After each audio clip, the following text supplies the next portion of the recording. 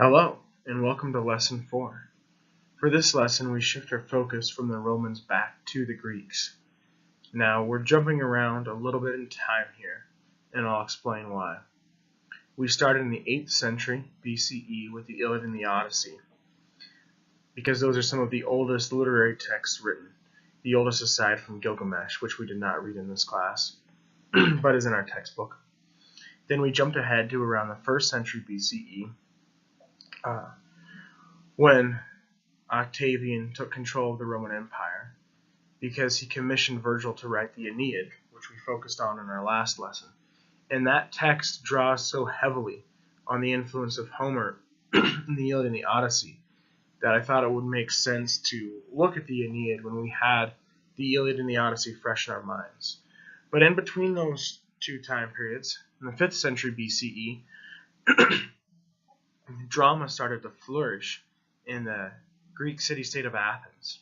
And so we're going to jump back, and before we go any further, look at ancient Greek drama.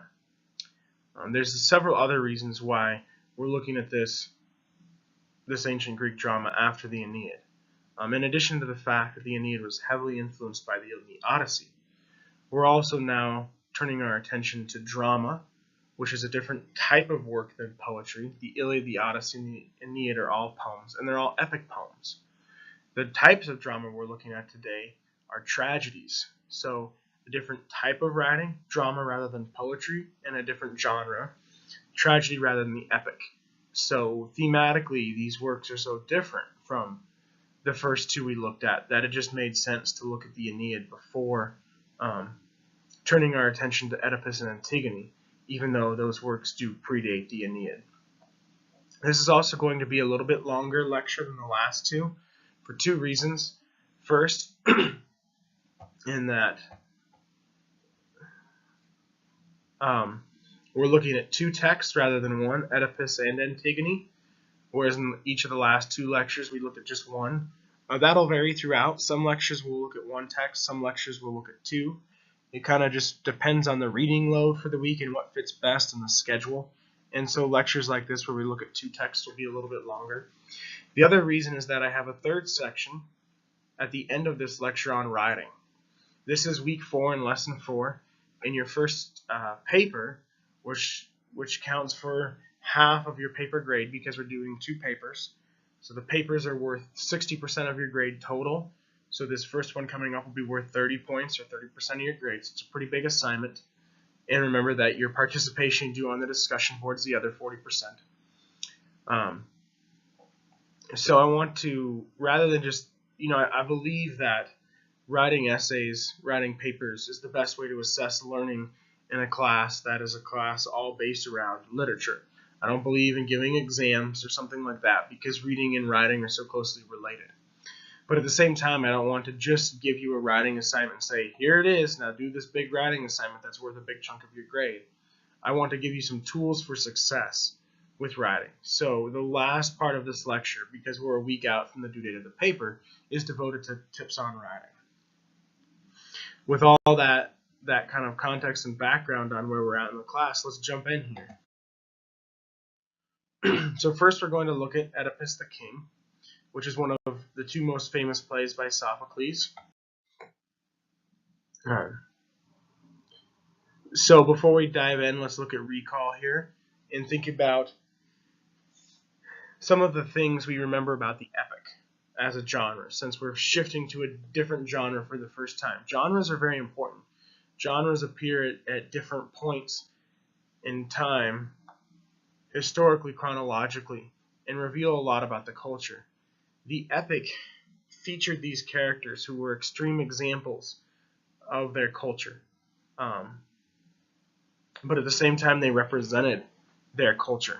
They represented traits, themes, ideas of their culture. And so you usually had this epic, powerful protagonist who would go on some kind of journey and face trials and grow through those trials. And through their growth, through their trials, through their journey, the authors would convey themes and ideas that represented their culture, because these ancient cultures were trading a lot, interacting with other cultures, and so when they shared their stories, they wanted to represent their own culture well. And so the epic was born out of the cultural context of the time, of it being a time of heavy trade and interaction with other cultures and the sharing of the oral tradition. Jumping ahead in time a few hundred years to the emergence of drama as a popular genre in ancient Athens. We'll get a little bit of cultural context about drama here.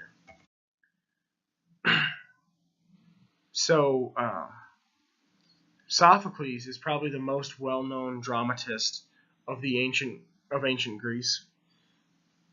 He wrote, I think, over 20 plays. I don't remember the exact number, but quite a few plays, maybe even more than that. But we only have 7 of them that the text has survived and is intact today. Of those, the 2 most famous are Oedipus and Antigone, which we're reading. And this second point here is one way in which we see how tragedy and drama immediately differ from epic poetry. We start to see characters with much more psychological depth. As I mentioned a few minutes ago, characters in the epic, like Achilles in the Iliad, Odysseus, and Aeneas, represent more ideas and themes, values of the culture at the time than characters who have a lot of psychological depth and complexity and go through a lot of growth. They're more like vehicles than characters. So in studying literature historically, chronologically, we see how certain things develop over time, such as how to write a character. And with the emergence of drama, we see more complex characters, more actual character development. These characters also usually stand apart from others and live on the edges of society rather than being representative of their society, like Achilles and Odysseus, and especially Aeneas. Looking specifically at Oedipus and thinking of our theme for the class, cosmopolitanism, this text poses some really great questions about what does it mean to be a part of a family or a city, a specific community, or even the human race. So those are important questions we'll come back to. There are 3 primary tragedy writers associated with ancient Athens: Aeschylus, Sophocles, and Euripides, who are all included in our textbook, and we're reading Sophocles because I said he's the most famous of them, and he's also the most Homeric in terms of drawing heavily on the Greek oral tradition. Some specific features that were unique to ancient Greek drama include the chorus, which you encountered the chorus if you did the reading for this lesson. And so the chorus provides background and context, summary for the audience. An important thing to think about is these plays were not read out of a textbook like you're reading them. They were performed in front of an audience. So in terms of putting your mind in the time and place, the culture, think about that these were watched, not read. And the audience would be familiar with the stories from the pre-existing, mythology of the Greek oral tradition. But at the same time, each author was giving some variation, their own take on the story, just like Homer did. And so the chorus would kind of interject this commentary that just catches the audience up on the details, which you probably noticed if you read. Hopefully the chorus was helpful to you. But Sophocles himself made some innovations. Usually the chorus was usually not, high caliber actors, kind of more like extras who could speak the lines. An extra, being an analogy, an extra is a type of person who just appears kind of in the background in films that are made today. But anyhow, there were only 2 main, really high caliber actors. So usually there'd be 2 on stage at a time, and when the scene changed or a different character came into the room, that same actor would take on the role of the other character. So say, for instance, if Oedipus and Jocasta were talking in a scene, and in the next scene Oedipus and Creon, the same actor might actually play both Jocasta and Creon, even though they'd be male and female. So Sophocles shook things up by adding a 3rd actor, which was very innovative at the time. So, for instance, he has scenes in Oedipus where Oedipus, Jocasta, and Creon are all interacting at the same time. Finally, a couple thematic notes here. Oedipus's name has two meanings, depending on how you translate it from the Greek. It can either be translated from the Greek into English as no foot or swell foot. And this is important because thematically, Oedipus is a text filled with duality, where two things are kind of always happening at the same time. And so Oedipus is a character who we can simultaneously both really relate to, connect with, sympathize for, but at the same time he's very different from us. He's a very human character. His struggle is unique. No human has ever been in quite that situation. But at the same time, the fact that he struggles with the burden of knowledge, struggles with his pride, struggles with trying to fight destiny, those are things we can all relate to. Which makes him this more relatable, more psychologically complex character. But at the same time, no one has known his specific struggle. So no foot means we know him. He's representative of the human condition. But in the text, when he's a baby, and Jocasta receives the prophecy and sends the shepherd out to abandon him, to try to avoid the prophecy, his feet are bound so that he can't crawl away, hoping that he'll starve to death in the wilderness. And those bindings leave scars on his feet for the rest of his life.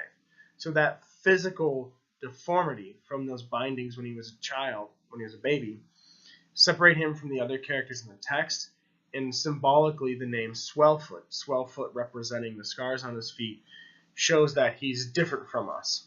His feet are bigger or different than us. So Oedipus represents the human condition, but at the same time is, completely unique character. Here are a couple more kind of thematic things to think about. We already talked about the difference between the genre of epic and the genre of tragedy, and I went even more into that on the last slide. Irony is another really important part of this play. The idea of irony has probably existed as long as human beings have existed, but Sophocles, the author, really put it into practice here, kind of gave it a name. Now, the term irony is thrown around quite a bit in our culture, and it's often misused. If you've ever seen the TV show Castle, it's about a writer who works with the police. He's a writer, so he's always bringing up literary terms and concepts in classic literature. He gets really ticked off when people use the term irony inaccurately, when the other characters on the show do. And it's a great example because in our culture we often use the term irony to refer to a coincidence. But irony is not a coincidence. Irony is much more intentional than that. Irony is when what appears on the surface to be the case differs radically from what is actually the case. So, in Oedipus, which is the most classic example of irony, he learns of the prophecy that he'll kill his father and marry his mother, and tries to immediately avoid the prophecy and decides to run away from home, thinking that leaving his home will help him avoid the prophecy. Unfortunately, he does not realize that his parents, who he believes are his biological parents, are actually his adoptive parents. So he runs from his adoptive parents, thinking he's running from his biological parents, and ironically runs straight to his biological parents and fulfills the prophecy. So Sophocles uses irony here for great dramatic effect, to make the play suspenseful, dramatic, and tragic. And we'll return to that idea. My final point here, before we start to look more closely at the text and analyze it, has to do with Aristotle and his theory from his book Poetics. So ancient Athens, where drama became really popular in the 5th century, was also known for its philosophy. Scholars like Socrates, Aristotle, and Plato. In Aristotle's theory of poetics, is that drama, tragedy specifically, provides a situation where you're watching a play unfold, and it's so intense, so gripping, so suspenseful that you're drawn into it, you're glued to it, you can't turn away. And he said specifically 5 things should be present for that to happen. And Oedipus, the play, was the prime example of those things. So the play, any play that follows this format, but especially Oedipus, begins with a character who has tragic stature, or ethos. Ethos is the Greek word for character. So it's a king, someone like Oedipus, usually a king, or some other kind of high position in society. So again, twofold. High position in society, but also a character we respect. At the beginning of Oedipus, we respect his willingness to act quickly and try to resolve the plague afflicting his people. He seems like a good leader. So a character who's high in their position in society, but also high in terms of the reader, how much the reader cares about the character. That character, though, then makes a tragic mistake. And the Greek word there is hamartia. Now, hamartia can be translated as either mistake or flaw, which is different. A mistake would be a character makes a mistake at one instance. Say, hypothetically, Oedipus choosing to run away from home when he learns the prophecy. To run away from Corinth, where he was living with his adopted parents. Or it could be a flaw. Oedipus's downfall could be because he's a prideful character. So those are kind of 2 very different takes on the play, and critics disagree on that. So that's another question we'll debate that we'll come back to. So this character has this stature, they're high in society, we respect him, but they make some kind of mistake, and that leads to peripeteia, or a reversal of fortune, where they have a downfall. They fall from grace. And tragedies usually don't have a happy ending. But what Aristotle argues here is that through this character's psychological journey, we still have not necessarily a happy ending, but a very rewarding ending. Because after their mistake and their fall, they have a recognition, or anagnoresis, where they realize their mistake. And that recognition is very rewarding for both the character and the reader in terms of catharsis.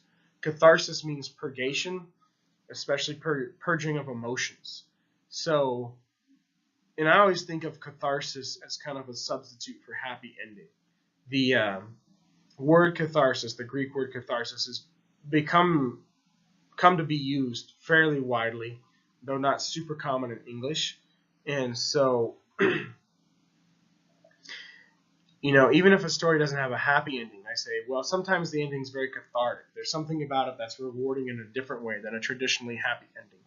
And so seeing a character like Oedipus, who is blind and prideful the whole play, finally have his eyes opened when he ironically blinds himself, is this moment of recognition that as we become emotionally invested in Oedipus, we've cared about what happens to him, we've watched him fall from grace, we've been angry at him as he's made mistakes, we all of a sudden see that he realizes the error of his ways, and those emotions are purged, and it's a very rewarding feeling, even though most of the characters have died and he's gone into exile, and it's this tragic ending. So this just gives you an idea of what tragedy is like, how it's effective as drama, and potentially rewarding for the audience despite the tragic ending. So keep that in mind as we read both Oedipus and Antigone and other plays throughout the course to see, did you enjoy the play or not?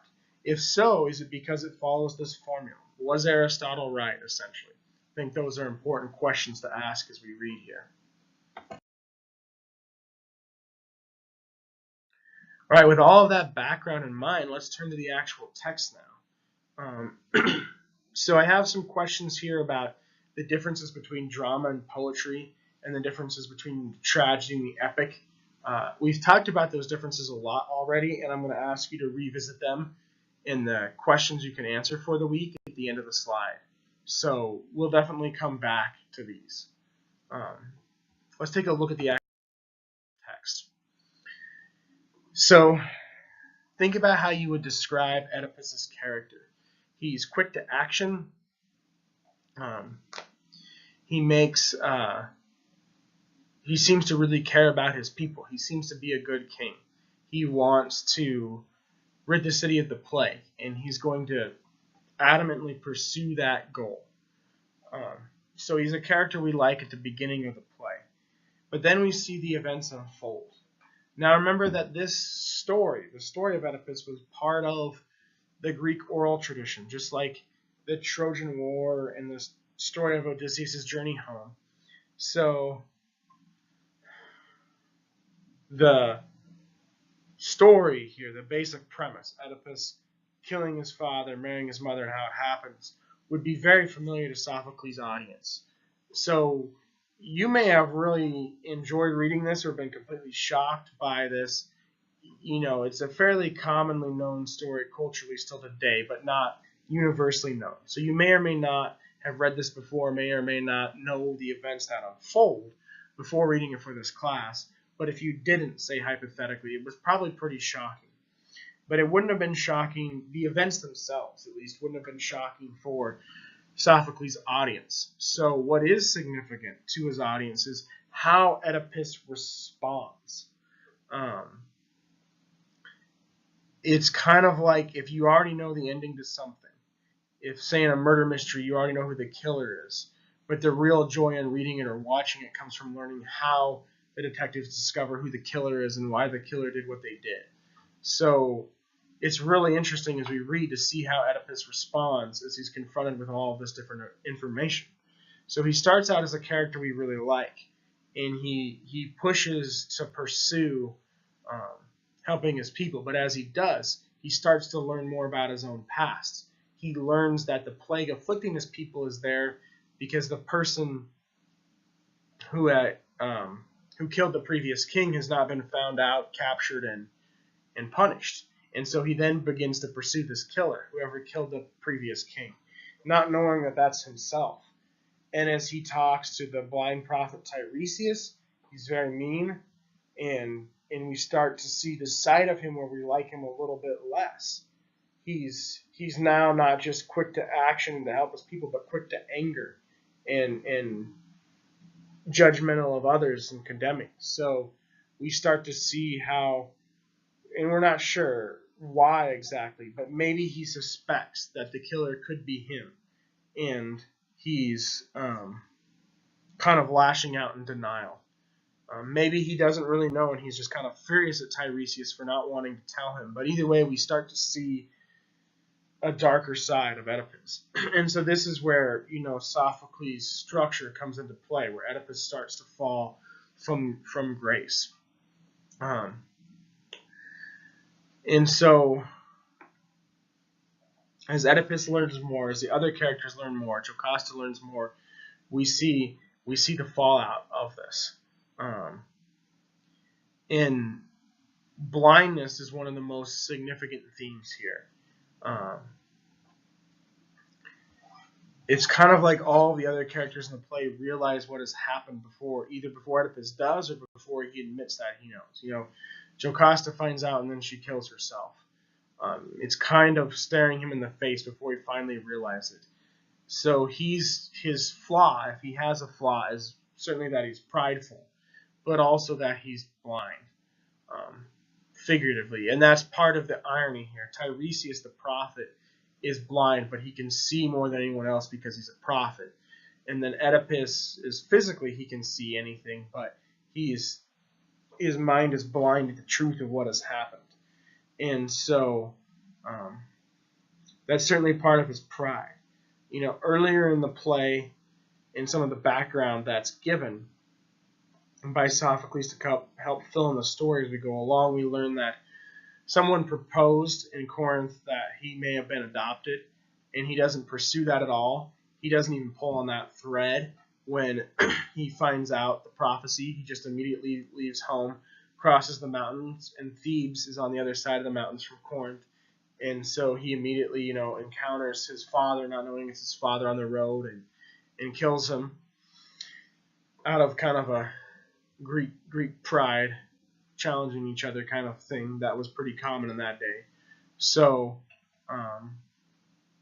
we can ask, is he blind all along? Is his flaw that he's not more inquisitive, more interrogating of the things around him? And would that have caused the prophecy to unfold in a different way? But just like in the Iliad and the Odyssey, say for instance when Odysseus is fated to make it home, Oedipus cannot avoid his fate no matter what he does. So it's not about the fact that he kills his father and marries his mother. It's about how that unfolds. And unfolds how and when it does because he's prideful and blind. And then when he realizes the truth, he blinds his own eyes. And this is so symbolic of the irony in the play. And it's the moment of recognition and catharsis. Oedipus realizes that he's been blind, his eyes are open. But he says he never wants to see his parents in the afterlife because of what he's done to them. So he blinds himself. And it symbolically represents how he's been blind all along. Here are some passages for close reading that you should come back to if you have time, especially if you choose to ride on this text.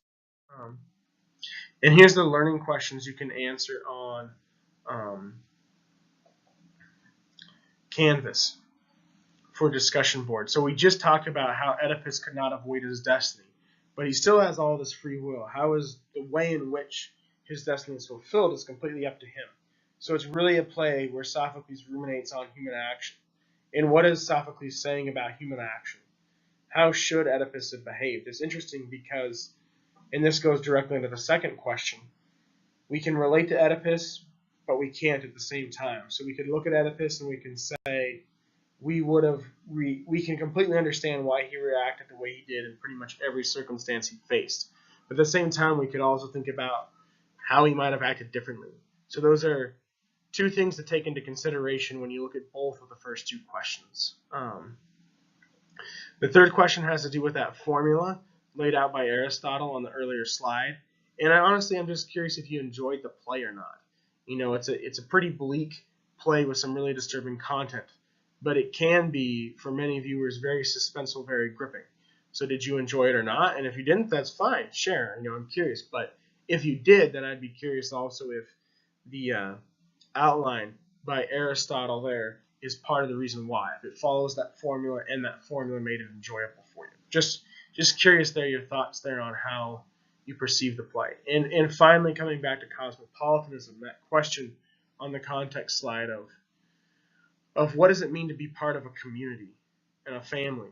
You know, Oedipus's family is destroyed here, but he initially starts out trying to help his city. And then could he ever be part of a human community again? Could he go live somewhere else now that he's left Thebes? Would he even want to? I think these are really important questions regarding the text and especially cosmopolitanism.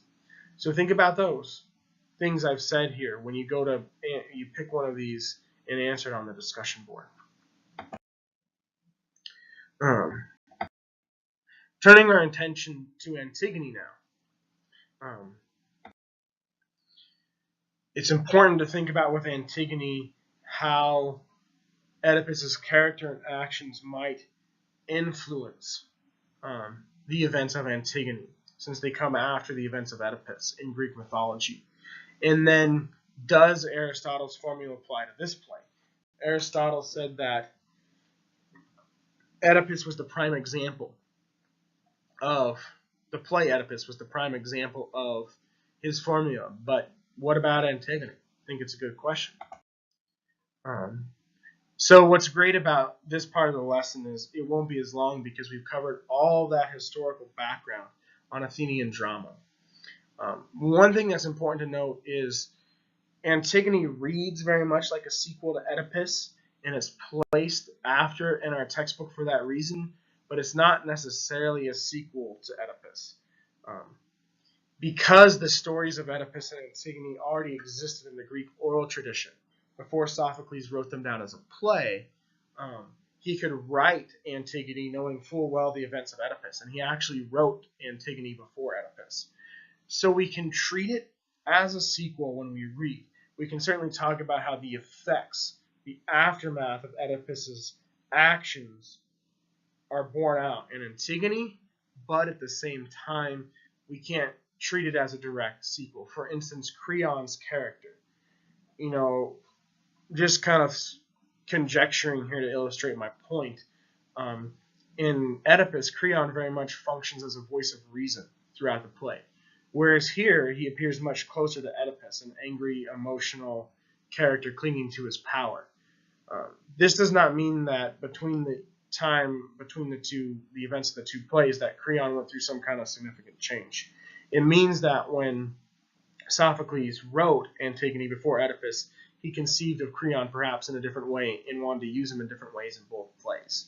So there are things like that that we indicate we shouldn't treat this as a direct sequel. But certainly the themes of Oedipus and his actions and the effect on his family, those kind of things we can take into consideration when considering that these events do come after the events of Oedipus. Back when we studied the Iliad, we talked about the importance of properly burying the dead. So this is another factor to take into consideration as you read and analyze. We saw it at the end of the Iliad when Achilles finally goes back into war to satisfy his pride, to avenge Patroclus, and most of all to retrieve Patroclus' body so that Patroclus can have a proper burial. And then when Priam risks his life and crosses enemy lines to recover Hector's body from Achilles. Both are so that for the proper burial rites. The Greeks did not believe in heaven and hell or anything like them. They believed in one afterlife called Hades, but it was very important to the Greeks that the soul make it to Hades and arrive there. And if the proper 12 days of burial rites were not observed, that would not happen. So the burying of the dead is very important, and it's what spurs Antigone to action, and it's how Creon uses Polynicus' corpse to make a point. Again, this play also has psychological depth and complexity of characters, especially compared to the epic. And you see that when Creon and Antigone neither of them can be reduced to a single moral stance. Why they're doing what they're doing is very complex.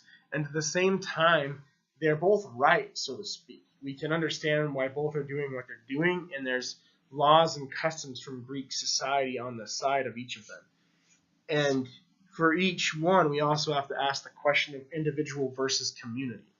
Are they doing these things for themselves or for the benefit of the larger community? And I think both are true, which is, again, why we have the fourth and final point there, that they can't be reduced to a single stance.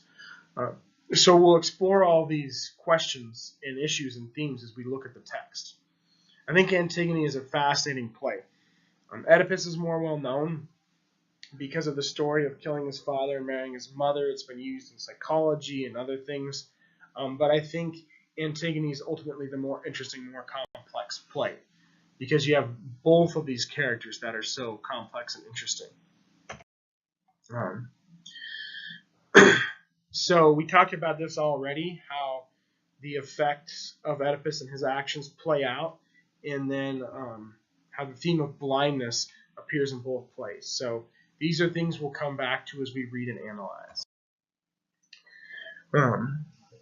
It's really important to think about Antigone as a protagonist here. I've asked that question with each story we've read as we've gone from Achilles to Odysseus to Aeneas to Oedipus, now finally Antigone. It's really important here because she's our first female protagonist. We've seen characters who could be considered strong or strong-ish female characters, such as Dido and Jocasta, but neither of them were protagonists. I mean, the play is called Antigone. It is debatable whether it's really her story or Creon's story, but it's her play. She's the title character, and she's the driving force of the action here. So what do you think of her? How is she similar to or different from the other protagonists? Some things that have been said about her by both students of mine in the past and by scholars and critics is that she's very brave. She essentially, from the first line of the play, takes on a suicide mission because she believes in what she's doing, and she carries that out to the end, to its bitter consequences. She's very loyal. She's doing this in part out of loyalty to her family and her brother. So a lot of students really like Antigone for those reasons. But I've also heard students say things like along the lines of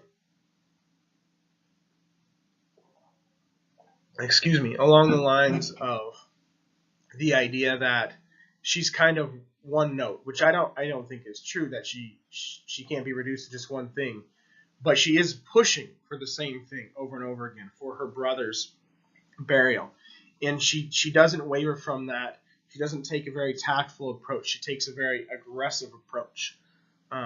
So some students don't like her for those reasons. But again, her motives are very complicated and complex. So she's really not one note, but her approach, how she pursues her motives, does come across as very one note. So those are kind of the two sides of the spectrum in terms of why students in the past have either liked her character or not. I think in comparing her to the past protagonists we've looked at, Achilles and Odysseus, especially from Greek culture, it's fair to ask, how much is she like them? She seems more like Achilles. She's full of rage. But is she not wise like Odysseus? I think at least hypothetically we could infer that she could be wise. I think she chooses to come across as not wise here. She doesn't want to just convince Creon to bury her brother. She wants to punish Creon, to destroy him. And by taking the action she does, she wins. She effectively destroys Creon and gives him a tragic ending. And if we see that as her goal or part of her motive, then it wouldn't make sense for her to behave wisely like Odysseus. But at the same time, she has crafted a very strategic plan where she comes across as this wrathful, rageful, prideful character. And so I think she embodies elements of both Achilles and Odysseus then. In terms of her motives, she's certainly helping or being loyal to her family and her brother, but at the same time, is her own glory not at stake here? Achilles and Odysseus were constantly fighting for their own glory throughout their stories. And, critics have called this an early example of feminism and other things like that.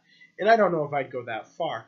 But at the same time, she does behave more like a man here than one would expect in a highly patriarchal Greek culture that is, up to this point in the literary text, not given the female characters their fair due. So it's really interesting to think about in that sense.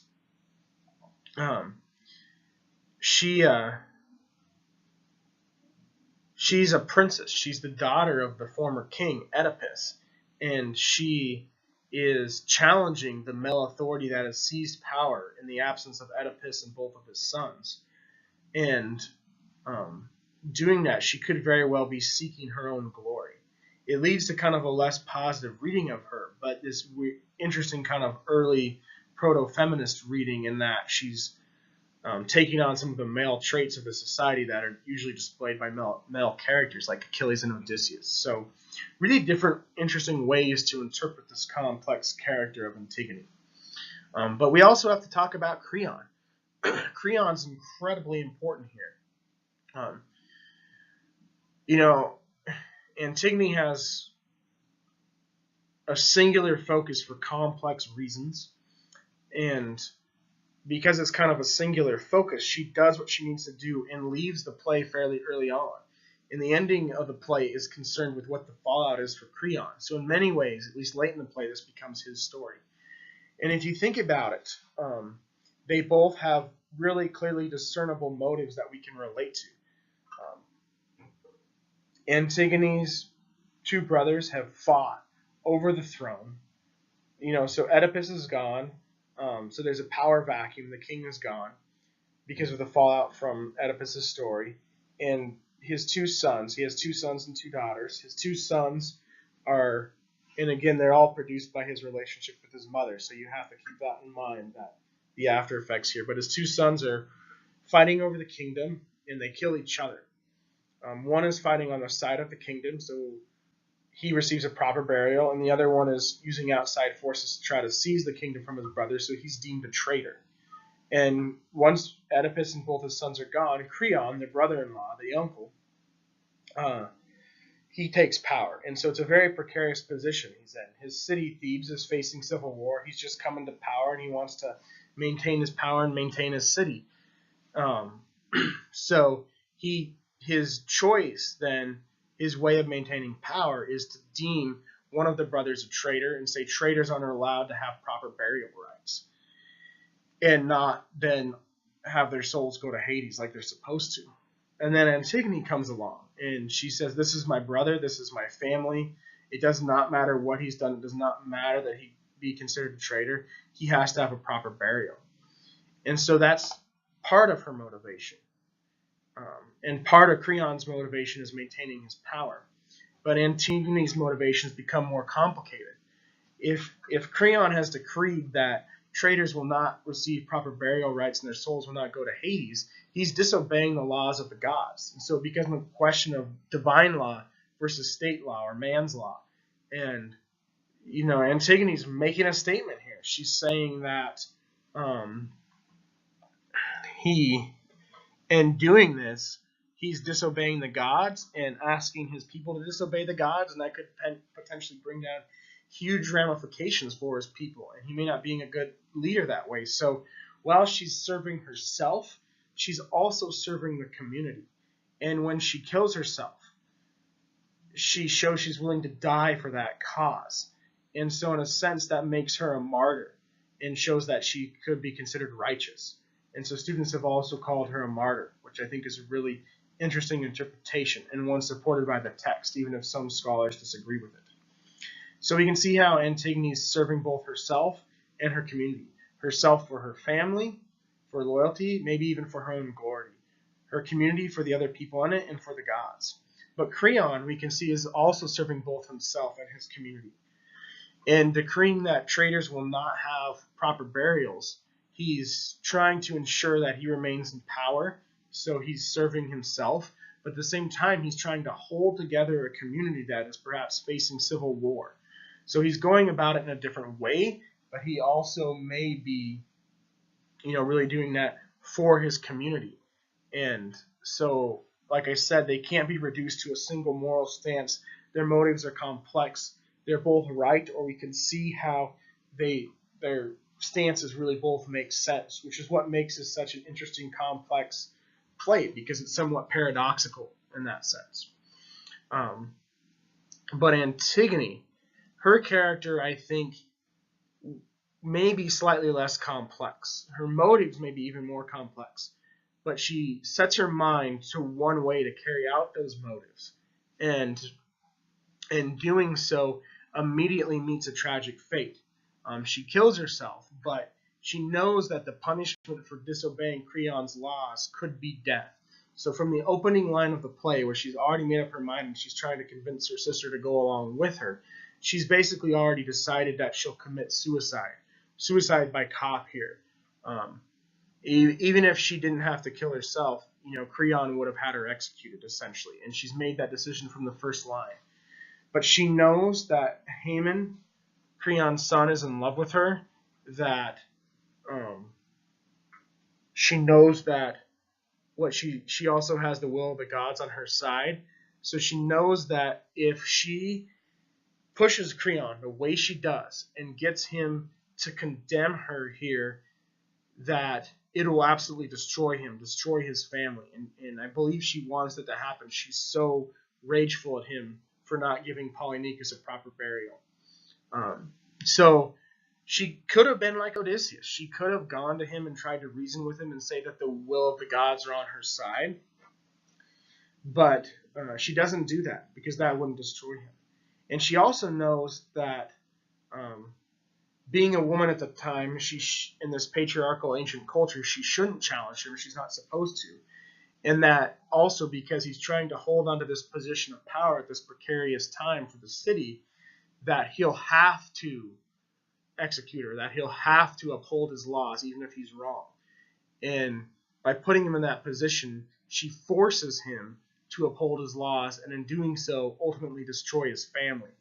So this is why I believe Antigone is an intelligent, strategic character who comes across as wrathful and rageful and prideful to fulfill her goals,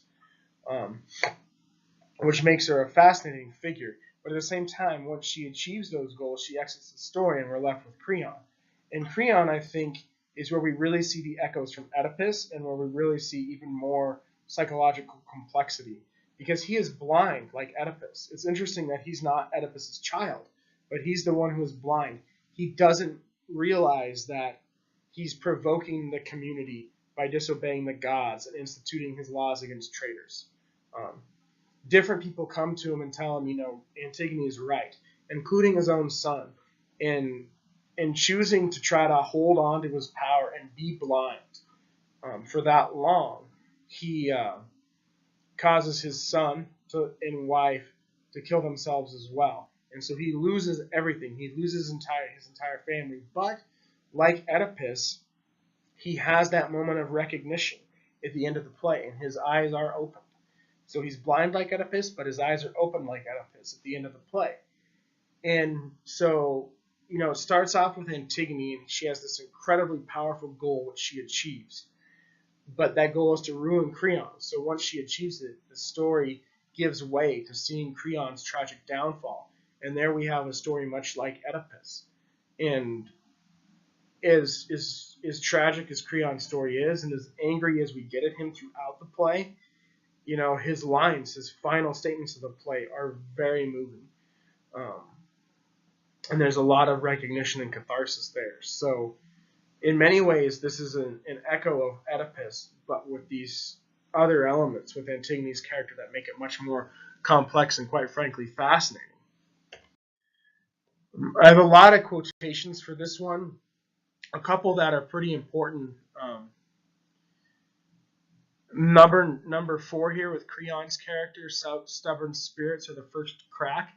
If you look at that passage, you'll see how he's saying that he can't, even if, he's not saying Antigone's right, but he's saying even if she were right, I can't acknowledge that because she's a woman challenging my authority. So that whole kind of feminist issue comes into play in that passage.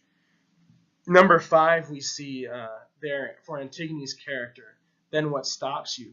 We see how she's acting more like a man at the time, at least in terms of what society expected for men and women, and perhaps doing this for her own glory, at least in part.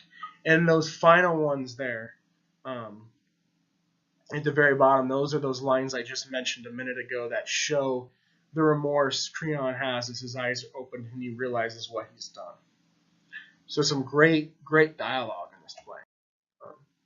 We've covered most of these questions already.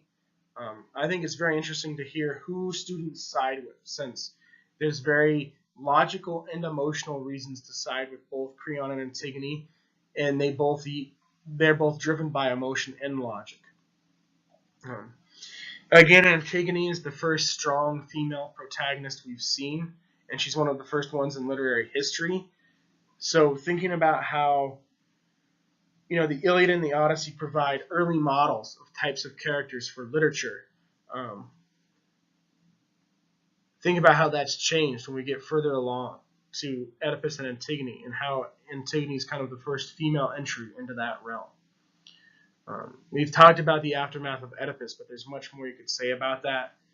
Same with the theme of blindness. And then finally, I'd be curious to hear what you think about the epic and the tragedy. What are the differences between them? What is significant about those differences? Which one do you like better and why? Personally, I think the epic is more uplifting to read, but tragedy is more interesting to read, would be my take on it. But I'd love to hear yours. So I hope you've enjoyed Oedipus and Antigone. I know I always do. Again, because your first paper, which is 30% of your grade, half of your essay assignment grade for the class, is coming up in a week, I'd like to talk about writing. I'd like to start with my tips for writing. So I've been writing professionally as part of my job for over 10 years, and these are the things I have learned. I did not do these things when I first started out as a writer. These are things I've learned over that 10 years, many of them very recently. And they're things I don't always have time to do now. But when I do them, my writing is always better. And so I want to share them with you in the hopes that you'll do that too. The first is to start your paper well in advance of the due date. And that's because to follow all of these other tips, you need some time. You can't write your paper the day before the due date or the day of the due date and do all of these things. So that's part of why I'm giving you this PowerPoint now, so that you have a whole week in order to do these things. And so I would say start your paper this weekend. rather than waiting until the weekend that it's due. And that would give you a whole week to do these things. So write multiple drafts. If you write multiple drafts, you have more time to revise them. Reread your first draft before writing the second. So proofread, edit, etc. Take some time in between drafts. Writing, as opposed to other types of assessment in college, is a much more personal experience than, say, taking a test or making a presentation or something, because you spend all of this work, you produce this document, it's your writing. It's very, very personal, which means we become attached to our writing. And that makes it incredibly difficult, quite frankly impossible, for us to be completely objective about our writing. So I say get some critical distance. Say write your paper over the weekend, Saturday or Sunday, then take a couple of days off. Don't look at it again until Tuesday or Wednesday. And during those couple of days off, don't think about it. Do work for other classes. Don't even let it enter your mind. And then maybe in the morning, when your mind is fresh with a cup of coffee or something, read it again. And you will notice all of these things you would never notice if you just read it right after you wrote it. When you go to revise it, to write that second draft, I have a tip here that I think is the most important tip on this list, and that's why it's bold, underlined, and has asterisks. And that's to make the conclusion to your first draft the introduction to your second draft. And what I mean by that is writing helps us think. Writing helps us figure out what we want to say in a paper, what we want to argue, what we want to say about this text. We may have a vague idea of what we want to argue when we start writing, but it's very, very rare that that idea is fully fleshed out and really a concrete, clear, specific argument.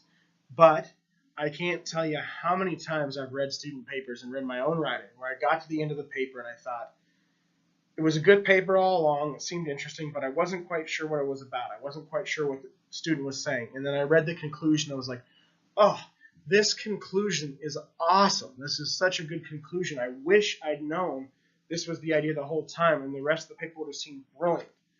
And that's because we figure out what we want to write about by writing, as we're writing. So now what I do when I finish writing something is when I take a couple days off, I reread it, I make changes and notes as I'm rereading it, and then when I sit down to write the second draft, I copy and paste the conclusion to the start of the paper, and then either delete or revise my intro. And then as I read through, I change everything so it matches up to that new intro. That was the conclusion of my previous draft. And then I have such a clear argument, such a more succinct paper. But I don't have a perfect paper. As I said, because writing's so personal, it's hard for us to be really objective about it.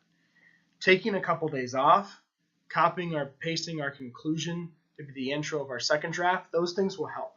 Taking a couple days off will help you notice things you wouldn't have noticed otherwise, but there are things you need to change in your own writing that you will never notice if you were the only one who reads it. So you have to have others read it. You want it to be good before others read it. So that's why you got to do at least 2 drafts before others read it. Take some time off in between those drafts and make your conclusion of your first draft the intro to your second draft. And then when you do that good second draft, send that out once you're done with it to other readers. You could contact people from our class and form a little writing group in pairs or groups of 3 or 4 and kind of exchange papers. I'd also recommend going to EWU's Writer Center. I have the link there. If you click that link, it'll take you to EWU's Writer Center. It's really easy to make an appointment. You just register. Then once you register, registering is simple. It's the same kind of basic information you put in for anything you register online. Then once you have an account, you just click schedule an appointment on that main screen. When you schedule an appointment, you have to log in, and you have to make sure you choose either the Cheney campus or the River Point campus. And there's a couple different things you can do. I know it's an online class, so it may not be easy for you to come out to the EWU Writer Center in the JFK Library here on campus, But you could go to River Point. You could also do a Skype appointment, or you could do an online appointment. So if you choose the Eastern Campus, you can do a regular appointment where you come and meet with someone, or you can do a Skype appointment where you talk to them online. If you choose the Spokane schedule, you can meet with someone in person at River Point, or you can choose e-tutoring. And if you choose e-tutoring, you can send them your paper. They'll take about an hour and make really extensive comments on it, then send it back to you. So lots of options. No reason you shouldn't be able to make an appointment even though it's online, or even though it's an online class. And the great thing about EWU's Writer Center is that it's all professionals who work there. Most universities throughout the country have Writer Centers, but most of those Writer Centers are staffed by students. So you'd be having peers read your paper. EWU has been very fortunate to be able to invest a lot of resources into their Writer Center, and everyone working in the Writer Center has either their PhD, their MA, or their MFA, so that everyone there has some degree that is a degree beyond a bachelor's degree, and they also all work as writers. They write professionally. They write all the time, so they're experts in writing, and they all have a higher degree, which means you're going to be getting expert feedback if you make an appointment at the Writer Center. And I can't tell you how valuable that is. Also on the Writer Center website page, you can look at the staff, read their bios. In addition to having degrees in writing, they have other degrees, and there might be, if you have to do a paper for a different class, there might be someone with their degree, say in economics or history or something that, might be really helpful to you. A couple other tips: make your appointment in advance. When you fill out the form for the appointment, you have to put some basic information about your paper, what you're writing, but you don't have to put that information right away. You can make an appointment for next week or the week after or the end of the quarter, even any point throughout the quarter. You can make an appointment for any time during the quarter. And just the day before your appointment, when you know much more about your paper, go in and fill out, you can go back in and edit your appointment, fill out more information so that they know more about your paper when you come, but you can make that appointment well in advance. And during week 5 and week 10, midterm and finals week, they get very busy. So I'd recommend you make those appointments in advance. And I think the Writer Center is such an important, helpful resource that I'm willing to give you 1% extra credit on the assignment if you go to the Writer Center. If you go to the Writer Center, I'll get an email telling me, just notifying me you went there, and I'll give you the extra credit. So if you say get a 29 out of 30, but you went to the Writer Center, you'd get a 30 out of 30. If you got a 26 out of 30, but you went to the Writer Center, you'd get a 27 out of 30. So that could be really helpful. But that's really me bribing you. I think it's that important. It's like me giving my kids M&Ms when I want them to behave or something. So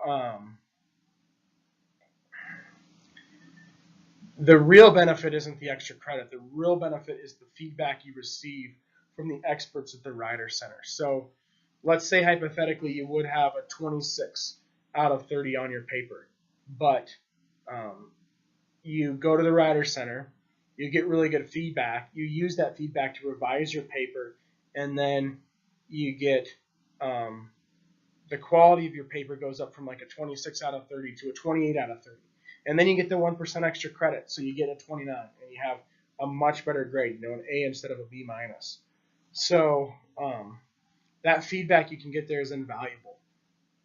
So to recap, here are my suggestions. Write the first draft early. That'd be the first one. My second one would be, after you write that first draft, take a couple days off, revise it, paste your conclusion to your intro, revise it, come up with a really good second draft, and then have other readers, not you, read it, that third draft. And then after you get their feedback, revise it one more time and turn in that third, final, really good draft that has both your revisions and other people's feedback factored into it, and turn in to Canvas for your grade a really great final draft. Those are my tips. Also, always think about your audience. I have a comment about audience on the actual assignment, try to think of others, not yourself. What do others need to know to understand your argument?